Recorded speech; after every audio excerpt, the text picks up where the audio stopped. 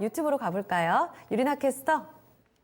네, 다음으로는 창섭이님의 신라젠 진단 도와드릴게요. 매수가는 21,100원, 비중은 20%입니다. 유리나님 제 종목도 뽑아주세요. 신라젠 계속 들고 가도 되는지 좀 알려주세요. 라고 남겨주셨네요. 그럼 종가부터 보겠습니다. 1.66% 상승한 18,350원에 거래 마쳤는데요. 김정수 전문가님, 신라젠 계속 들고 가도 될까요? 이거는 이게 굉장히 난감합니다. 제가 다른 종목 나올 때는 예. 웬만큼 다 이야기해드리겠는데 바로 답을 주시죠, 보통. 그렇죠. 이게 네. 진짜 되게 민감할 수 있거든요. 그렇죠. 이게 고민이 좀 되네요. 어떻게 답변을 좀 드려야 될지. 네. 우리가 바이오 제약 가운데서 이 HLB 같은 경우에는 급락했다가 급반등이 됐잖아요. 네. 그죠? 임상 3상 이전의 성과를 더 넘어서서. 그렇죠. 이걸 좀 잘 봐야 되는 폭락했다가 살아나는 애들이 있고요. 네. 그리고 실질적으로 임상 3상이 완전 분질러진 애가 있고 약간 희망 있는 업체들로 이번에 나눠지는 거거든요. 네. HLB 같은 경우에는 임상 3상이 완전히 분질러진 게 아니고 총 5가지 평가 가운데 4가지 있는 성공이 됐는데 한 가지 이제 생존 기간에 대한 부분이 문제가 돼가지고 처음에. 요것 때문에 이제 폭락이 나왔던 거예요. 예. 그래서 이게 75,000원대에서 그래서 2만 원대까지 3분의 1 토막이 났던 건데 네. 이게 살아난 이유는 뭐냐면 그러면 미국 말고 유럽에다 가자. 미국보다는 유럽이 조금 더 완화가 되어 있으니까요. 네. 그다음에 중국 같은 경우에는 약간 이 기술을 좀 주면은 허용해 주는 경우가 생겨요. 네. 그러니까 4가지는 통과가 됐고 한 가지만 보완하면 되는 건데 네. 그러면 미국은 나중에 하고 유럽이나 중국 약간 이런 식이면 통과될 수도 있겠네.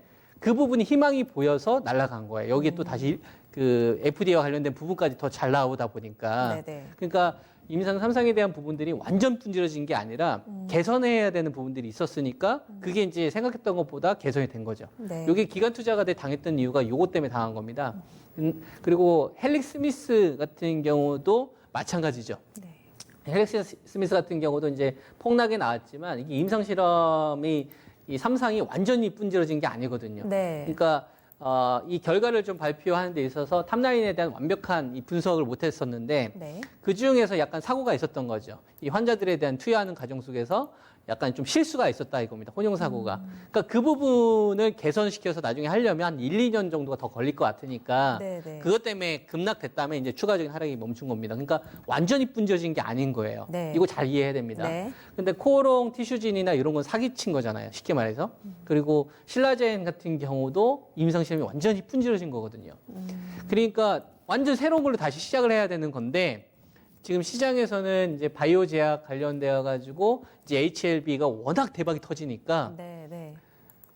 이것 때문에 이제 눈이 뒤집힌 개인 투자가분들이 아니라 이제 약간 기관 투자가나 자문사 돈들 되게 많이 들어간 거예요.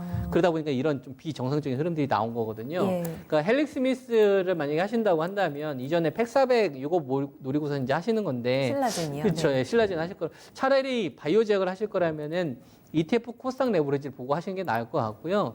신라젠이라는 종목에 대해서는 거래하시는 거는 저는 너무 투기적이다. 이렇게 저는 말씀 좀 드리겠습니다.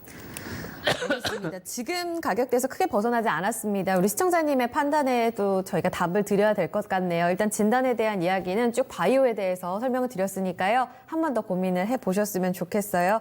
마지막 사연이었습니다. 창섭임님의 신라젠으로 마무리 지을게요.